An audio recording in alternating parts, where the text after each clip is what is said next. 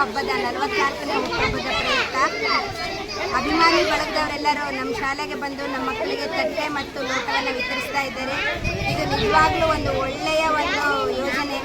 ಮಕ್ಕಳಿಗೆ ಊಟ ಮಾಡಲಿಕ್ಕೆ ತಟ್ಟೆ ಕೊಟ್ಟು ಮಕ್ಕಳನ್ನ ಹೊಟ್ಟೆ ತುಂಬಿಸಿರ್ತಕ್ಕಂಥ ಅಭಿಮಾನಿ ಬಳಗಕ್ಕೆಲ್ಲ ನಮ್ಮ ಶಾಲಾ ವತಿಯಿಂದ ಹಾಗೂ ಶಿಕ್ಷಕರ ವತಿಯಿಂದನೂ ನಾವು ಮತ್ತು ಶಾಲಾಭಿವೃದ್ಧಿ ಸಮಿತಿಯಿಂದನೂ ನಾವು ಧನ್ಯವಾದಗಳನ್ನು ಅರ್ಪಿಸ್ತಾ ಇದ್ದೀವಿ.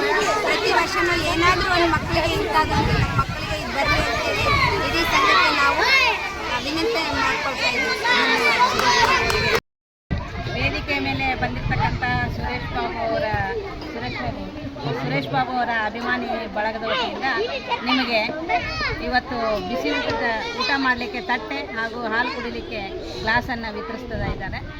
ಇವನ್ನು ಉಪಯೋಗಿಸ್ಕೊಂಡು ನೀವು ಇನ್ನೂ ಚೆನ್ನಾಗಿ ಆಹಾರ, ಆರೋಗ್ಯ ಮತ್ತು ಸ್ವಚ್ಛತೆಯನ್ನು ಕಾಪಾಡಿಕೊಂಡು ಇರಬೇಕು ಅಂತ ನಾನು ಹೇಳ್ತೀನಿ.